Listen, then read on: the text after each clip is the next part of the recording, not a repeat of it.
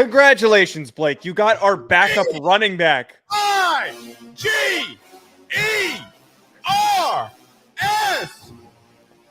Tigers!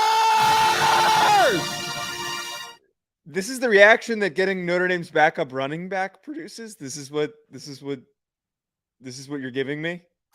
You know what happened when somebody from the Midwest who was a backup came down to the bayou? What happened, right? The guy's name was Joe Burrow. Have you heard of him? You're not. You're not comparing Logan Diggs to Joe Burrow. I'm saying every time somebody comes down from the Midwest, I'm just saying that it's rich that all these guys that were backups and we're not going to have significant roles at Notre Dame are leaving to go to other schools, and these other schools are excited that they're getting these players. That's all I'm saying. It's happened for a few guys now. First and foremost, don't sit here and act like Logan Diggs is Rudy Poo when he had 1,000 yards from scrimmage. He is a very good running back. I will admit that. I was excited that he signed when he did as a recruit. I'm disappointed he's leaving, but it did not, from what I've heard, sound like he was going to contribute very much this upcoming season. Joe, horse shizite. No, he was getting beaten out for significant reps. Joe, that's not horse shit. Horse shizite. That's not horse shit. I checked I reached out to. Okay, well, you know what? Found out. Then you know what? Fire Marcus Freeman right now. Well, first of all, so you mean to tell me that your answer, yes, is to bench 1,000-yard back? No. He's not being benched. He was never the primary guy. It was always Audric Estime, and then they had other guys that were stepping up against Clemson. He had a great game against Clemson. I forget what his rushing game because he's a mediocre back. He ain't Logan Diggs. They run a committee approach with Estime being the lead back. So Estime was the lead back in the committee. But my point is that Logan Diggs was never the lead back. He sometimes was the hot hand, but it wasn't frequent. It only happened in a couple of games. Mm-hmm. I'm sure he'll be great at LSU. I just don't think Notre Dame's losing very much. I'm not worried about it. Well, you should when you're not beating Stanford and Marshall. But nevertheless, we are live. Welcome back, ladies and gentlemen. We hope that you guys are making it a good one. We know that we are as well. The SEC and ABC, along with ESPN, make a final, or what we would call maybe a formal announcement. I'd put it that way.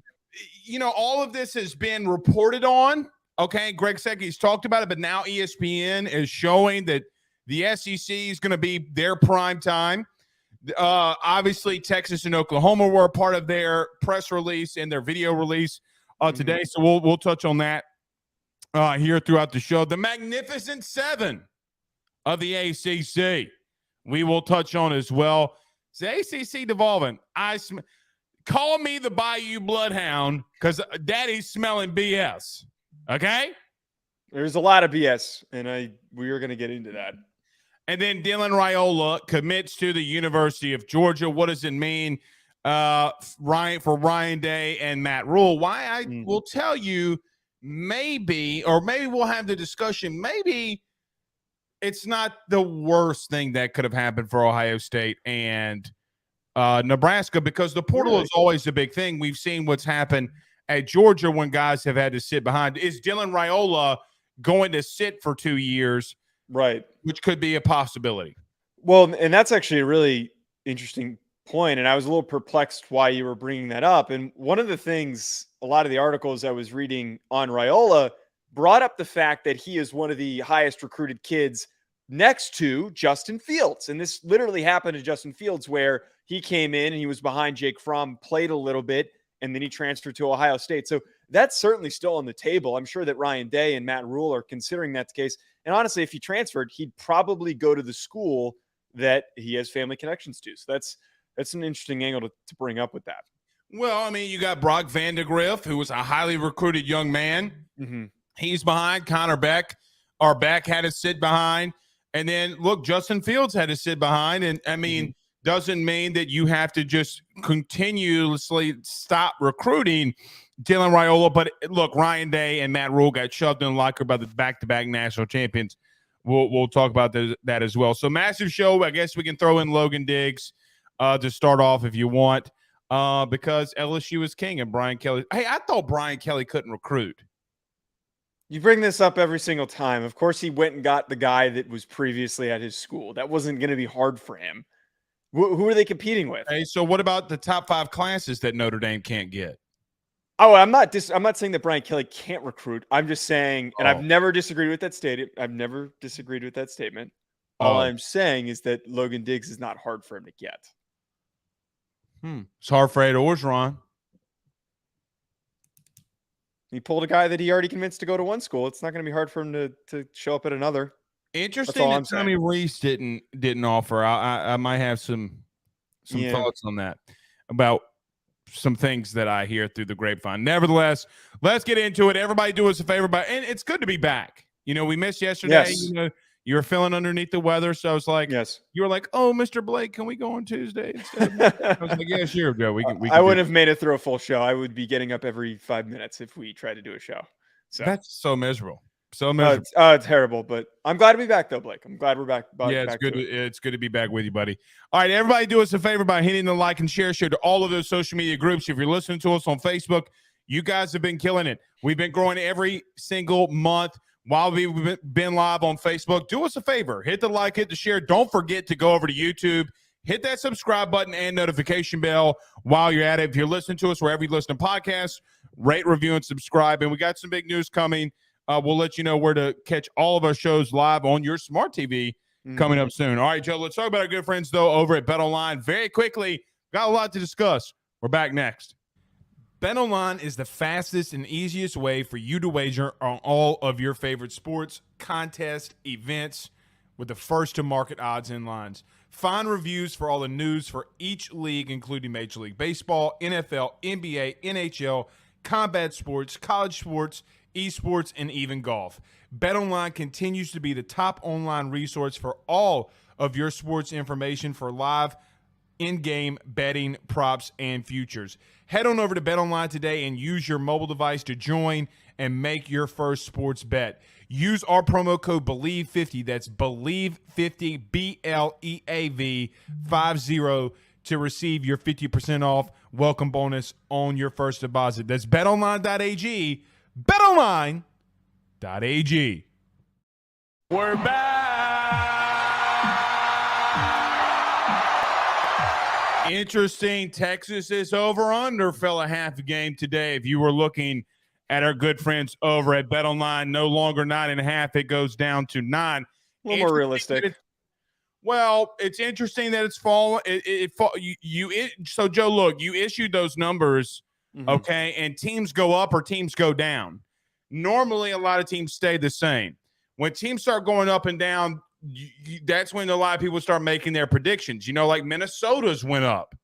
Something to really look at. Minnesota going up 1.5 games on some sports books. Something maybe we should touch on later before we get on to kick off. But nevertheless, Joe, we got a lot of stuff going on. So the SEC, well, let's do this. 2 minutes. Don't stay on long. Logan Diggs, LSU, go. Yeah, I mean, I already said this at the beginning of the show. Logan Diggs was the backup running back for Notre Dame. I know somebody pointed out that he ran for the most rushing attempts at Notre Dame. Just throwing that out there. Well, that's a testament to his production that he was outperformed by Audric Estime. Look, Audric Estime was going to get – Actually, he wasn't if you go to the stats, but nevertheless, go ahead. Oh, Estime had more rushing yards than Logan Diggs. But he didn't have more catches, more receiving yards, or more touchdowns. Estime's less of a receiver than Logan Diggs. So he's not an all-around back. He is one hell of a battering ram, and I know that we're going to be completely fine with Audric Estime. Look, my point is, from what I have heard, that he was going to be given a more significant role and that Logan Diggs was not happy with the role that he was getting, which is why he hopped in the portal. Power to him. He's going somewhere to play for a coach that recruited him, and he's going to a comfortable situation close to home. It makes sense. It makes perfect sense. I think that you're getting a strong secondary back in this offense. He's not going to be somebody who's probably going to be a primary every single down option, but will provide you with a lot of juice. He definitely is a home run threat. Great back. I believe he was a 4-star recruit when he came out, but you guys pulled a pretty good kid. Yeah, he was actually a 3-star kid, believe it or not. Very high 3-star? Maybe I'm misremembering. Very high 3-star. Yeah, was on the brink. A lot of people didn't know where to put him at. They didn't realize, I guess, either put him at linebacker or put him at running back, and then Orgeron recruiting him to be a linebacker. He didn't want that. You know the story. Goes to Notre Dame. Orgeron and LSU start losing, and then when LSU would lose a massive game was the same week, if you remember, when Logan Diggs leapfrogged a dude along the sideline. So a lot of people, Logan Diggs for LSU fans is like the face of what Orgeron missed, right? Yes. In some of those last recruiting classes. But look, Frank Wilson, LSU's running back coach, and has been tagged as probably the best recruiter in the Southeast. If you remember a lot of those great running back cores, he was a godfather of like having backfields of like Jeremy Hill, Terrence McGee, and then ultimately would be like his philosophy would be the reason why you got guys like Leonard Fournette, Darius Geis in the backfield. I think that's a lot of the same thing here. I think Logan Diggs, I don't know if he's going to be RB1, but with him and Jaden Daniels, I think what LSU wants to run, it complements him a little bit more than what I do think that Sam Hartman type of offense that Notre Dame is going to have to transition to here. I do agree. I think it's a better fit for both. Let's transition, though, because we got a lot to talk about. So the SEC, Joe, made it somewhat final today along with ABC and ESPN. Not only that Texas and Oklahoma are going to be joining, we kind of already knew that, but it's getting real now, right? Like they're already starting to push Oklahoma and Texas being in the SEC starting 2024. Look, we're going to talk about this with the ACC, but let's start on the SEC first. I think ESPN made the right deal here, right? Like if the SEC and SEC fans were really aggravated being with CBS the whole time, the TV timeouts being 7 to 8 minutes long. A lot of SEC people are glad that ABC and ESPN has the SEC. And look, it's where the SEC's made a lot of their money. It's why they're right there with the Big Ten and much money that they're garnering. So I do find it a little bit interesting. Joe, we're more than 16 months away from the 2024 year, right? Like it's not like this is anywhere close. They're already pushing it. It's a big deal. I think that, ESPN and the SEC obviously are excited to get Texas and Oklahoma because we can argue all we want to, Joe. There's still two very massive brands that you're adding on here. I think it's also, just to peel back the curtain on the sports business side of this thing, it's very telling of the current state of where ESPN is at right now. They had massive layoffs, massive cuts because of the state that the Disney Corporation's in. So they're trying to plug and promote this as much as possible. Their biggest money makers is always going to be live events, and it's always going to be premier live events like this. I believe that Alabama LSU game was one of the most watched programs of the season, and that Alabama Tennessee game was one of the most watched programs of the season. The SEC garners attention. You can get people to tune into a mid-level game like Mississippi State versus Arkansas that might be not as sexy on paper, unlike with the Big Ten. Nobody's watching Minnesota versus Iowa. No one wants to gouge their eyes out and watch that crap.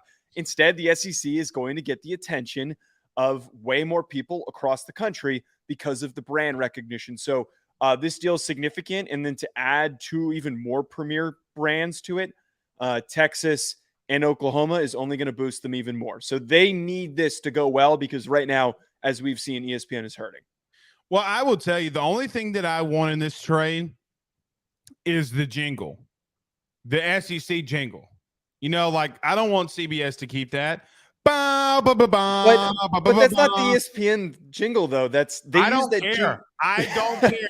They use that on Army Navy games. At 2:30 on a Saturday night in Death Valley, I want or a Saturday at 2:30 with Georgia and Alabama playing, or whoever it is. I want to hear that theme song.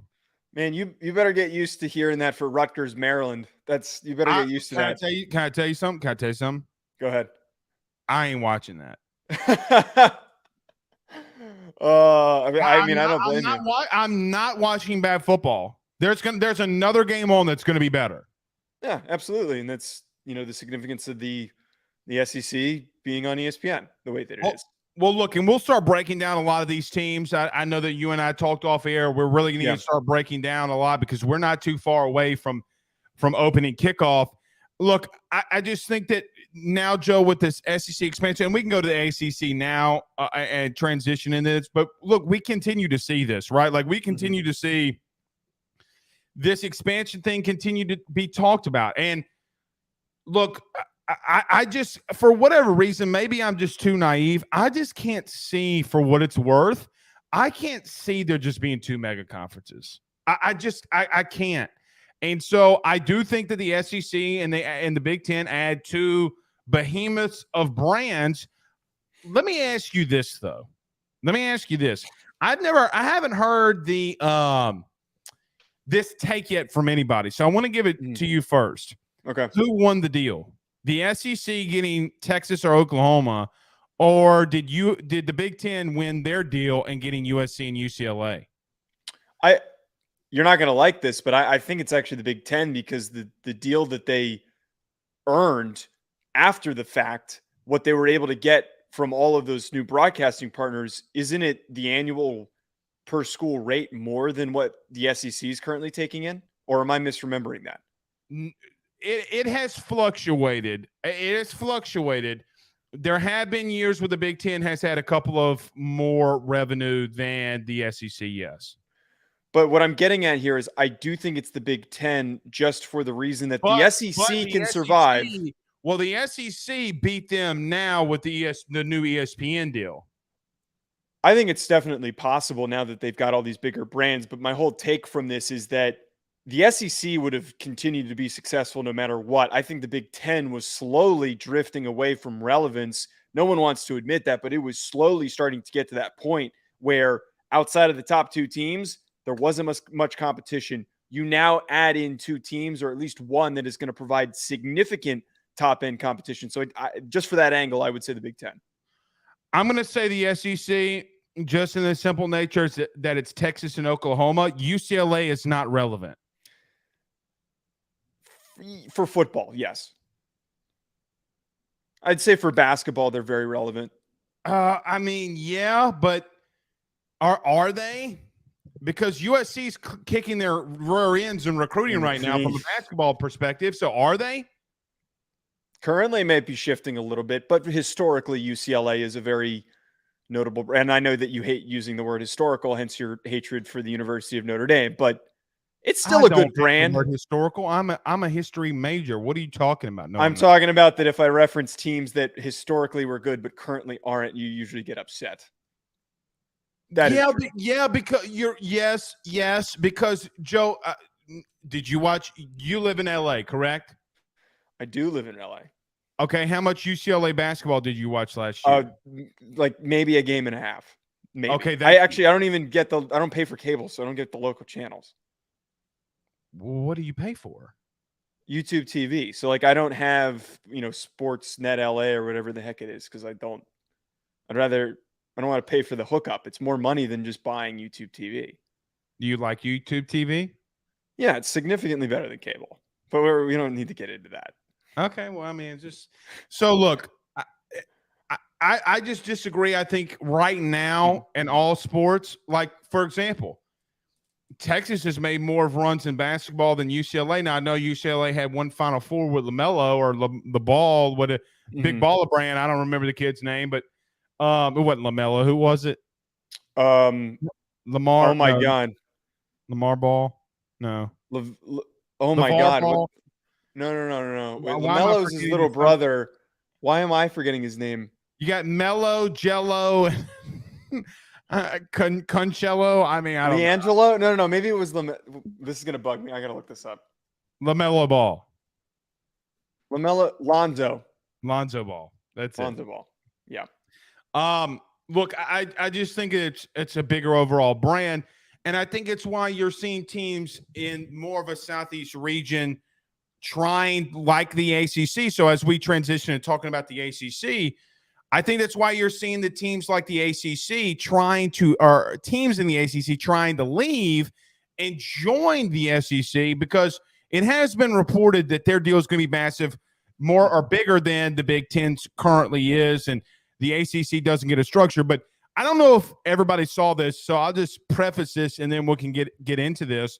Mm-hmm. So Brett McMurphy reported that there are 7 teams in the ACC that want to leave: Clemson, Miami, Florida State, North Carolina, NC State, Virginia, and Virginia Tech. They call themselves the Magnificent Seven. I mean, is this a Marvel movie? Like what are we talking about here? That's so ridiculous, by the way, that they added that nickname to this grouping. It's so unbelievably corny that they did that. They think that they're so pretentiously better than the other programs. Did you just throw up quote marks because we didn't see it? I did not. I just put my hand out. I don't know why I did that. Okay. My point is, though, is that is one ridiculous detail that, frankly, is not being talked about enough. I agree. Why? Like, what are we doing here? What are we doing here? Like the Magnificent Seven. So, look, I said this earlier, so clip it. Mm-hmm. You know, Joe, they called me the Bayou Bloodhound. You know why? Why? Because I can smell bullshit from a mile away. And this is bullshit. Let me tell you why.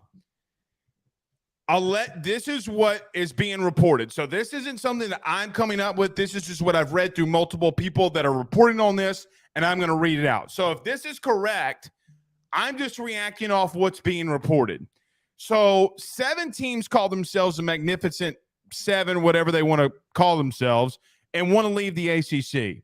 Well, in the grant of rights deal, you need 8 teams to be able to want to leave the conference for that deal to be null and void. You mean to tell me that Duke wouldn't want to leave with North Carolina? You mean to tell me that Georgia Tech would not want to be in the SEC with Georgia? I smell BS. What I think's going on here, now they had their spring meetings, the ACC and these ADs and all this kind of stuff, and they all left, and all of them were quiet. They said they couldn't. Jim Phillips said we couldn't talk to the media. I think Jim Phillips went up in that meeting and said, listen, you Rudy Poo candy asses, I'm working on this deal. Y'all need to calm down. That's what I think happened. Clemson's the only team in the ACC right now that has any weight or merit to say what should be happening. You know who doesn't? Virginia, Virginia Tech, NC State, and I'm going to call it what it is, Miami. They had no business calling any kinds of shots. Clemson's the only team in there that has any relevance of calling any shots. When you read all of this, what were your thoughts? So there's 2 parts of this. One, I am in agreement with you on this, that this is clearly a play to get the shifted deal that favors the teams that are generating the most eyeballs. It is essentially what they are seeking, and it's Florida State and Clemson are the ones that would significantly benefit from this, is that they would earn more money if their teams are more successful. Right. They're generating more viewership. The article that I read had quoted, if a playoff-bound Florida State will earn more money than a Duke team that goes to the Mayo Bowl. That's all fair. It's pretty unique because we don't have a lot of broadcasting deals that are structured this way, but it is understandably fair in a conference like this that is so lopsided. So I agree with you. I think that it's total BS, but I don't think it should be BS. I don't think it should be BS. I think a lot of these teams have a lot to gain if they go to other conferences. I really do. I think the ACC has skated by, and having to have watched them for basketball and other sports because Notre Dame has a loose affiliation with them. I think that this is the weakest conference. I think it's weaker than the Pac-12. I think it's weaker than the Big 12, and it has not been discussed as such. And I think that this is a legitimate opportunity for these bigger brands, maybe not all 7 of them, to depart and go elsewhere. They could easily, Clemson and Florida State could easily go into the SEC. North Carolina and Duke could go to the Big Ten. I would love to see that happen because I think that the ACC is not properly positioning these programs to succeed. I vehemently disagree with you on one major point that you had in there. You ready? Okay.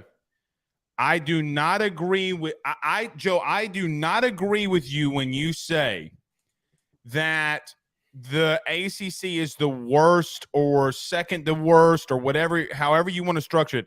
I don't think that they're the second to worst conference in the, I guess, athletics, maybe. Okay, because you have UNC, you have Duke, you have teams in other sports. You have Virginia that's won a baseball national title. You have multiple teams that in other sports are more relevant than guess who? You ready for it? The Big 10, the Big 12 and the Pac-12. They are more relevant than those teams. I understand that you are in situations where the Big 12 just got to a national title, right? And with TCU, okay? Name anything else that they're relevant in. Because the Big 12, Texas and Oklahoma's out. The Pac-12, okay, USC and UCLA are out. Are you going to sit here and tell me that those two conferences aren't in more dire need than the ACC? Let me tell you what I think is going to happen. Okay. I think ESPN's going to make a deal with them. I think they're going to add a couple teams, some mid-majors that bring in money, okay, and they're going to add a couple teams to it, and they're all going to get 50 to 55 million a year, and then everybody's going to shut up. That's what I think. Because ESPN, where's the ACC going to go? Where are those teams going to go? You know who pays for them already? ESPN. Right. ESPN is their deal. So right. It doesn't matter what they say. It doesn't matter what they think. Those teams aren't going to the SEC when ESPN's running your deal anyway. Well, okay, so to counter your point that you're making, saying that those other conferences aren't as strong, my argument here is that it's very top heavy.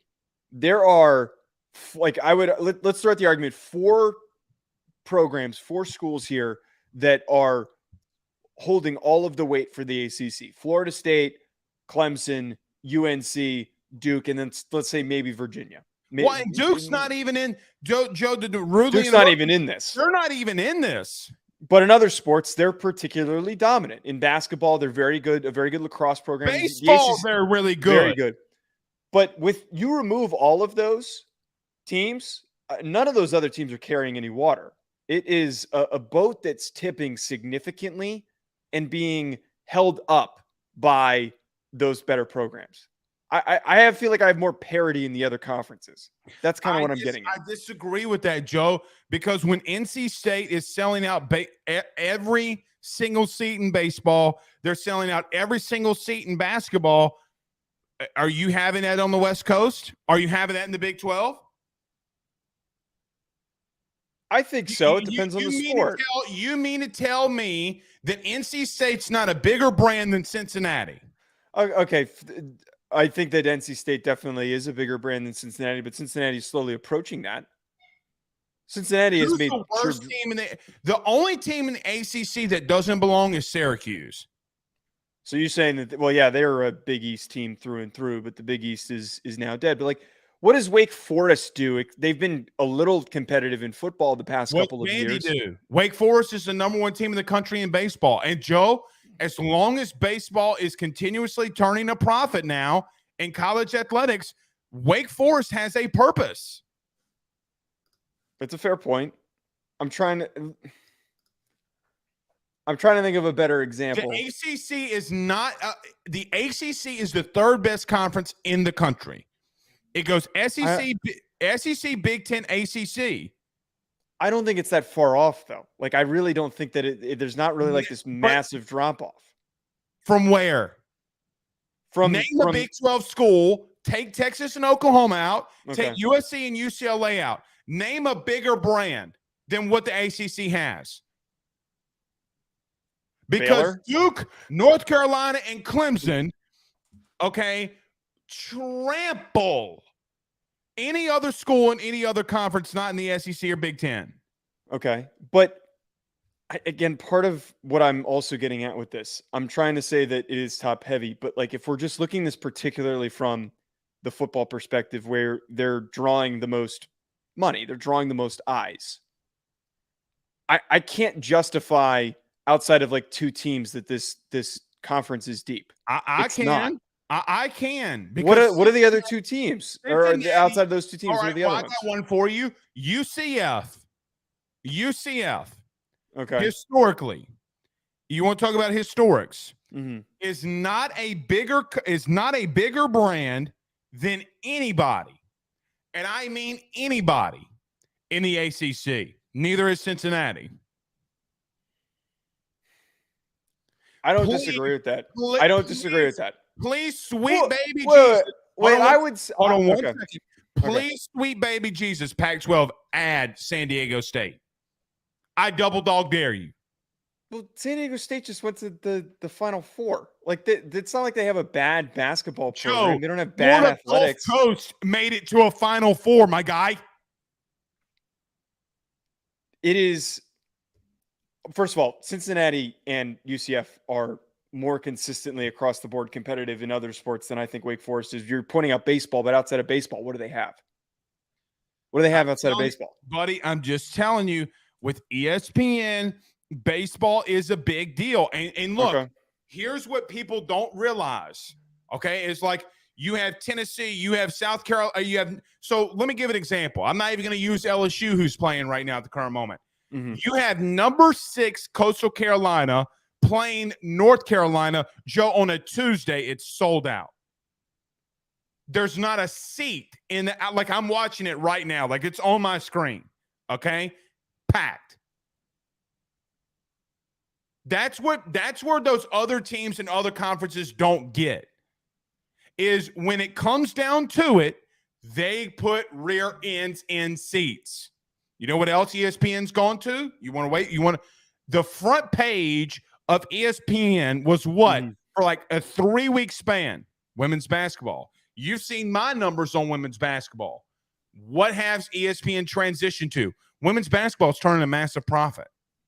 Yes. And I am just telling you, when you got Duke, when you have UNC, when you have these other teams that are in there and turning profits, I'm sorry, man. But historically, none of the ACC teams in women's basketball, like none of these brands that we're talking about, like most of the good teams are in the SEC, or it's UConn, or it's Baylor is historically one of the best programs in the country. Well, not anymore. Baylor's not anymore. I mean, we just took the coach, you know. I mean, right. Let me ask you this. Let's transition really quickly. Okay. Or not transition, but add on to this. You know who can save the ACC? Notre Dame is not. I pray that Notre Dame does not go to the ACC. I pray. Why? Because I just talked about it. I don't think this is a good conference. If they're going to go somewhere, they should go to the Big Ten. And regionally, it makes the most sense for them to go to the Big Ten. Them playing in the ACC with this loose affiliation that they have anyways for their other sports, and then not for football, it already doesn't make sense regionally. And I know that the Big Ten now has 2 teams in California, but them playing in the Big Ten makes way more sense for all of their historic rivalries, for their regional fan base. All of that makes way more sense for them to play in the Big Ten than for them to go to the ACC. And frankly, unless the ESPN is promising to cough up massive amounts of money, I don't think that Notre Dame is going to pass up joining the Big Ten over the ACC or them staying independent. Do you think ESPN wouldn't after what they pulled today? Well, actually, I don't know how much money they're currently going to have. Just for reference, ESPN just signed Pat McAfee. Out of desperation. Well, desperation don't mean nothing when you got a buyout at $60 million to get him in here. Well, they know that he's going to draw attention, and right now their current programming is not drawing that attention. They have the money, but it's a matter of what they're going to have in a couple of years, and if they're going to be comfortable. They're going to have the money to attract Notre Dame. All right, well, let's talk about Notre Dame, because I think you're wrong. I do believe that ESPN does have enough money that if they wanted to throw it at Notre Dame, they could do it. They could. They absolutely could, but they've already have a long-standing relationship with NBC, and NBC is now involved. It's interesting it's interesting that you brought that up. COVID was a big deal for ESPN with Notre Dame. There was an ESPN executive that came out and talked about when they asked about Notre Dame and joining the conference and all that. They talked about that both the Clemson games and NBC. that they would try to work a deal with NBC to where NBC and ESPN can both share revenues and get them to the number at the same exact number at minimum to where the ACC new structure would be. It's just of my belief, if ESPN really wanted to do it, Joe, they could do it. Let's not act like they can't now.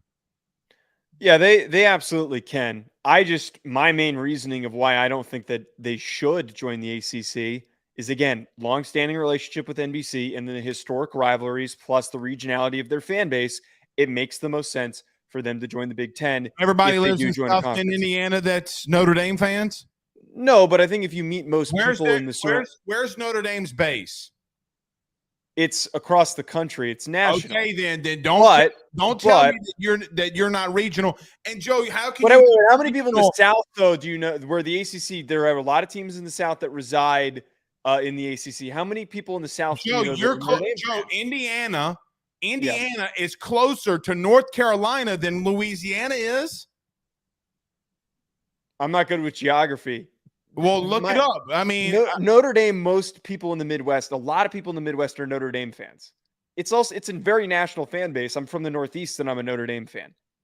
But their historic rivalries, I think, is the biggest aspect of this. So who is Notre Dame's biggest rival? USC, Michigan. They also have had rivalries with Michigan State, Purdue. All of those are more significant than anyone that they currently play in the ACC. They've developed a little bit of a rivalry with Clemson, but that's not a year-to-year one. Trust Jack Schwarbick to do that? No, absolutely not. Okay. Absolutely. Don't underestimate him, Joe. We're going to be sitting here in 2 years, and this is what you're going to do. You ready? Mr. Blake, you were right. Well, you might be right about them going to the ACC, but I'm not going to concede that it was the right decision. I mean, why haven't they been playing in the Big Ten in basketball? Because they have a contract with the ACC. They play in the Big Ten for hockey, so it's not like that they don't have we don't have hockey in the South, Joe. We just can't do it. Well, there's no ACC for hockey for that exact reason. There's also no AC cold enough to get us to have hockey down here either. Exactly my point. They're one of their best programs in hockey. Who, Notre Dame? Yeah, one of their best programs in hockey. They're always in the Frozen Four. Hockey is the baseball for Notre Dame. Don't laugh at me. I say that when Notre Dame got to Omaha last year. Because they don't do it consistently. They don't do that. They lost their coach to FSU. It took a stroke of one pen to get him to FSU. Well, that's where he's from. Yeah, but they could have kept him with enough money. You don't think they could have kept him? Well, then what happened with Palmineri and Brian Kelly? Exactly. They didn't cough up the money. That's the big thing here. They didn't cough up the necessary money to keep Buckshot Kid on YouTube says Notre Dame sucks in hockey. He doesn't know what he's talking about. They're consistently one of the best teams in their conference. That's a total. Go check the standings. Okay, if you say so. Yeah. Joe, let's do this. We got about 20 minutes, and I'm sure that we will have enough time because I know you want to have some time to talk on this young man. So let's do this. Let's take a quick break. Let's talk about our good friends over at BetOnline. Let's return. Maybe answer some questions here at the end. So if you have questions, thoughts, concerns, put them inside the chat, and then we're going to talk about Georgia and Dylan Raiola. I think it's going to be a big, hot topic that we need to discuss. We talk about it next. Stay tuned.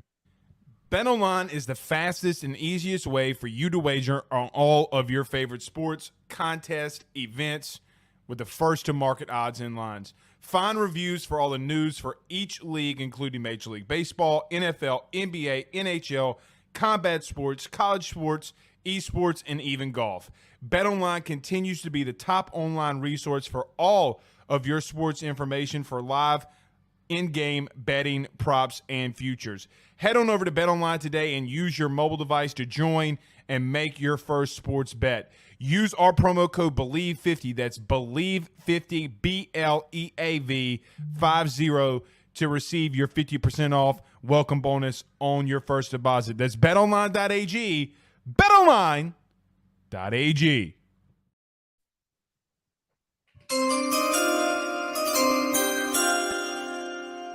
something that Dylan Raiola might hear is that exact jingle in a couple of years. So the number one recruit in the country, the top quarterback in the country in the class of 2024, Dylan Raiola, has committed to the University of Georgia. Now, there's two things here. Number one, he was formerly committed to Ohio State and Ryan Day. He decommitted. And also, Joe, Dylan Raiola had a dad that played center at Nebraska and was with the Detroit Lions for 14 years. All of a sudden, here comes Big Kirby in that bowl cut and says, I want Dylan Raiola. And Ryan Day and Matt Rule got shoved into a locker. Don't tell me that regular season and postseason wins don't matter. Don't tell me they don't matter, Joe. They absolutely do. There's a couple interesting layers to this, though, too, Blake. So Raiola, his father, Dominic Raiola, who you mentioned played for the Detroit Lions, he was the starting center for Matthew Stafford for a very long time and considers him an uncle. So that was pretty significant in his recruitment, apparently. The relationships with Monken and Bobo was also very significant. I also didn't know this. Raiola's first offer that he received in 2021 was from the University of Georgia. So they've been on his tail, and Kirby's been really hot about getting Dylan Raiola as the future quarterback for this program. Here is one thing that does intrigue me, because we can certainly sit here and talk about, man, the rich keep getting richer, and I think that's the angle everyone's taking. But does a guy like Dylan Raiola succeed, and does he get on the field for a program like Georgia when we've seen five stars come in and out and they have not come and played to much success? The guys like Jake Fromm and Stetson Bennett have been the ones who have been a part of the teams that have competed in the national championship and won it. So I am sitting here wondering, can they get what they hope to get out of Dylan Raiola and what we expect to get out of him? He's going to have to sit. At least a year. More than that. Because of Carson Beck? Because of Carson Beck. If Carson Beck has a good year and returns, and Brock Vandagriff. You think that Brock Vandagriff, after not starting, would stick around and then still beat him out if Carson Beck left? Here's the problem that I have with everybody saying that he wouldn't, or not even that he wouldn't beat him out, why Kirby Smart wouldn't start him. He started Jake Fromm over Justin Fields. He started Stetson Bennett over JT Daniels and those young quarterbacks. It's been his calling card. So, Joe, where I think that could he beat him out? Yep. You're damn right. There's no reason why he couldn't, why Raiola couldn't. Here's another thing. Kirby has a track record of not playing young quarterbacks. He just doesn't do it. So are you asking me, can he? Yes. Will he be the starter when he comes in? No. I don't believe that, because it's just what Kirby's normally done. Here's another thing too. If I am these other teams, like, I think Ohio State will move on. I don't think Ohio State cares, because they already got their guy. Yeah, and the best name for a quarterback of all time, Aaron Noland, right? Yes. Not completely over for Nebraska. Because of the transfer portal, in 1 year, this kid could easily hit the portal and go to Nebraska. It could happen. Easily. So, look, the problem that I have with this, and this is just a microcosm of what normally happens, Georgia's going to just have so much talent, and they continue to accumulate that talent. But this is why the Big Ten and the Big 12, this is why people in the Southeast laugh. Joe, you got a kid from Arizona who has no real business going to Georgia. He has no – what do they do offensively that's going to prepare him for the NFL? Now, they run a pro-style offense, and but so does everybody else. Right. He has no business being committed to Georgia. None. Regionally, yes, it doesn't make a lot of sense, but it makes no sense. I mean, you're going to go with the program that's winning in national championships. If you're the number one recruit in the country, it's very appealing. And the SEC is the most dominant conference right now. I don't think it's surprising. I thought it was actually kind of shocking that he picked Ohio State originally, and that was where he wanted to go. It was also a bit surprising that he might have gone to Nebraska. But Georgia continues to get rich, as we're talking about. It's part of the appeal for these kids. Like, they're obviously going to want to go play where they can win a national championship. Like, why would he go to Ohio State when they've had guys of his caliber and not won it? Like, why would he do that? I'm sure that's his thought process. Yeah, you know what's so wild about that? The last quarterback for Ohio State to win it all and have regionally or just halfway decent career and stayed in the NFL longer than most. Now I think CJ Stroud breaks that. Okay, was Cardell Jones, and he was the last one to win an Natty. And I don't think he was like a super compared to the other guys. But Dwayne Haskins didn't have a better career than him. No, and so it is interesting, but I don't really buy into that. We'll have to see. And look, I'm going to tell you this now. I'm going to tell you this. You ready to get really mad at me? Sure. I don't think Dylan Raiola is the best player in the country. Are you saying that because you have somebody else in mind, or you just think that we're getting overly excited over a kid who's a quarterback? Here's what I know. He'd be the 6th quarterback in last year's class. That was because last year's class was stacked. It was very stacked. Raiola, though, I think is better than Arch. I think he's significantly better than Arch. You know what he's gotten some shades of comparison to? Who the reason why I understand now why you're saying that he's maybe not as good as we think he is. There's a lot of comparisons that can be drawn between him and Quinn Ewers. There absolutely are. Joe, look, I'm not saying the kid's not good. I think he's better than Quinn Ewers. I think he's got a better throwing motion. I think he's a better overall athlete when you see him run. I think he can run for power. He can run between the tackles. He can be elusive enough to run to the edge. I think he's got a body style like Mahomes. He's not Mahomes. He doesn't have the traits. He has the body style. Both of them 6'3", 220, 225, 230 pounds. Okay? They have the same body type. They walk the same. They both walk like a newborn toddler that just found their new legs and walks with a full diaper. Trust me, I've had 2 of them. I know what a baby with a full diaper walks around like. Bottom line is that there's just something with him when I see him throw that I'm not buying. I'm not buying it. What do you mean that you're not buying? Is that you think that we're overhyping the power? Well, because he's got a pretty big arm. I'm not going to say massive arm, but so did Arch. He's got a bigger arm than Arch does. Significantly bigger arm than Arch does. Yeah, but Arch's big thing, everybody's like, oh, look at him throw the fade route. He's supposed to be accurate, but he can't reach the sideline, then doesn't really matter. I think Raiola has that. That's a 50-yard throw for most kids. Yes. People don't get that. Joe, if you're on the far left hash and you're throwing a hitch route, a 10, 12-yard hitch route, that might be a 37 to 38-yard throw. Like, yes. People don't understand that. They just see it 10 yards and they're like, oh, he can't throw it 10 yards. You freaking Rudy Poo, that's a 37-yard throw. Simple math is hard for some people.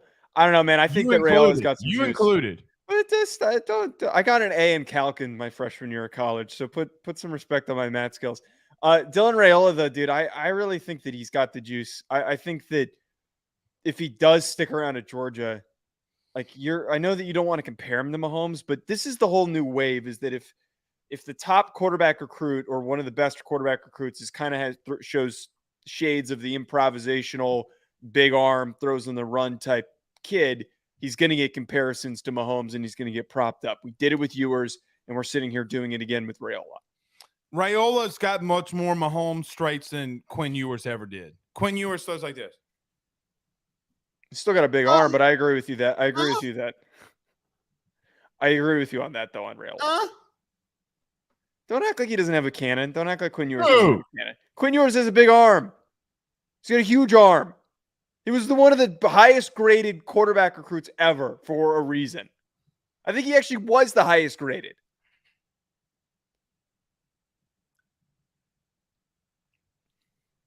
My main point here, though, that I was bringing up earlier, Blake, is and you kind of hinted at this by bringing up the whole Nebraska, Ohio State thing still being on the table. I don't know if he sticks around, and I don't think that he sticks around. And you also brought up the even more important aspect of this, is that very rarely do these young guys get on the field. And more often than not, these top-rated quarterback recruits that don't get on the field within that first year or two, they're very impatient. They want to go out there and play They as soon really as possible. are. And Kirby doesn't like playing young quarterbacks. Which He surprises does me. not. Well, it surprises me that he picked Georgia knowing that is what I mean. Well, I mean, look, Kirby's a mother humper. Okay. I mean, the dude can freaking recruit. And look, Joe, we don't know.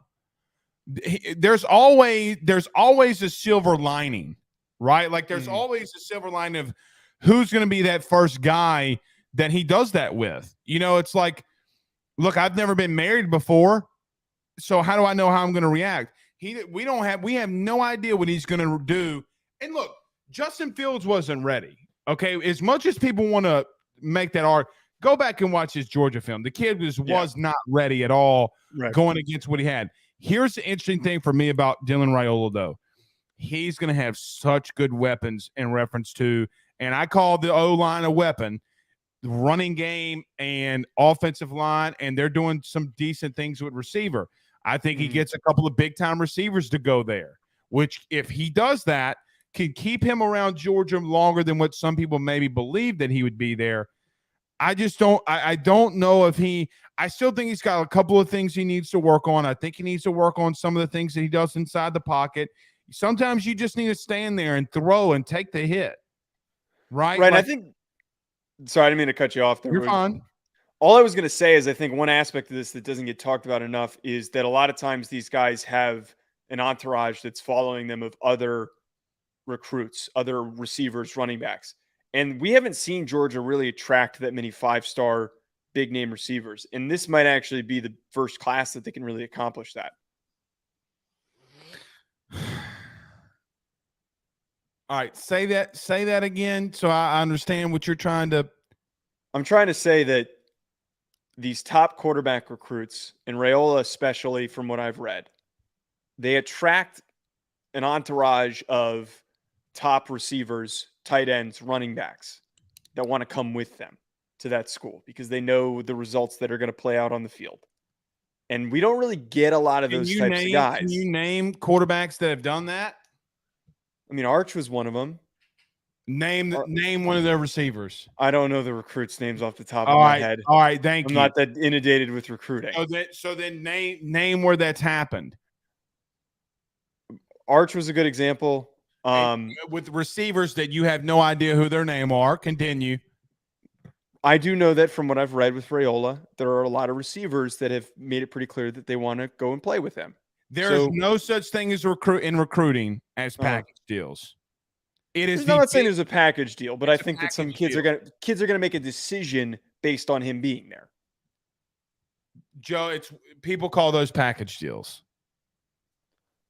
My point is and I'm not talking about two small potatoes and a sausage package deals. I think that went over your head, but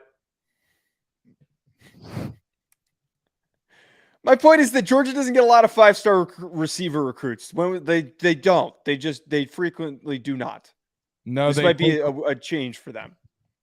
No, they frequently do not. All right, I told you to table this. I'll let you do it if you want to. Well, we're coming up on time. Go on your rant. What, the Iowa Penn State thing? Yeah, go ahead and go on your rant. It's not really a rant, but I think it's really freaking lame that Penn State picked their whiteout game for Iowa. And we've talked about Iowa. We've talked about how boring of a football team that they are. And Penn State's whiteout game, Blake, as much as you don't care about it, is a significant thing in the college football landscape. You just don't understand me, bro. I do understand. You told me you didn't care about it. You didn't want to talk about it. That's not what I said. I said I just don't care to talk about it on when we could have been talking about how do you think the SCE stacks up since we're talking about Georgia? Well, you're not going to fit that in 2 minutes. No, we're not. Okay. Well, look, I could just care less.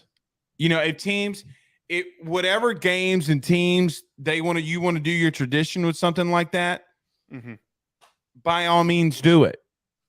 By all means do it. I root for good football and good traditions, and I think that this is not a good football game. I'm not going to watch this game. You say that. We'll see if I actually do or not. I mean, look, Penn State. I mean, the two toughest teams that they play this year, obviously Ohio State and Michigan. They could be a playoff team. Yeah, but if they drop 40 on Iowa, 30 on Iowa, that's not going to be a very fun game to watch now, is it? It is not. All right. Well, that defense is really good, man. Our number one defensive coordinator was Phil Parker. They lost some dudes in the portal. And they also lost some dudes to the draft. So, yeah, like, why in the hell would you recruit? Why would you draft Lucas Van Ness in the first round?